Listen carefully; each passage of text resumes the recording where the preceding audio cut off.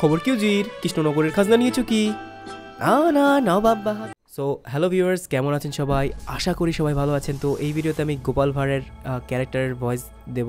তো দেখি ভিডিওটা কেমন হয়। তো আশা করি আমি চেষ্টা করবো আমার বেস্ট দেওয়ার জন্য।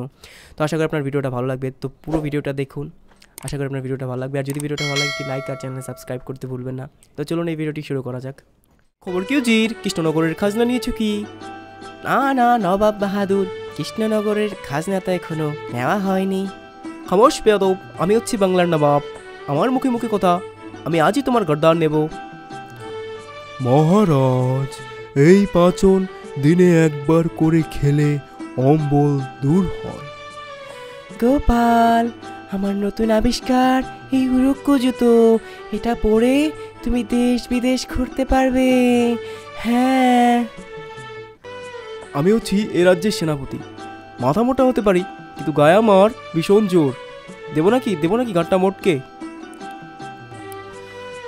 আমি হচ্ছি সভাকবি, লিখেছি এই পদ্য। আমার কবিতাতেই তো হয় মন্ত্রীমশাই জব্দ। কেমন দিলাম মহারাজ? বাবা, দেখুন না কে এসেছে। আমি আপনার আদরের জামাই। এবার হবে কি কচিপাটার ঝোল? যা দুষ্টু বাবা। গোপাল, তোমার সাহস তো কম নয়। আমি হচ্ছি এ রাজ্যের পণ্ডিত। আমরা মন্ত্রীমশাইয়ের সাথে আর কাজ করব না, কি বলিস বটা? হ্যাঁ, একদমই ঠিক বলেছিস।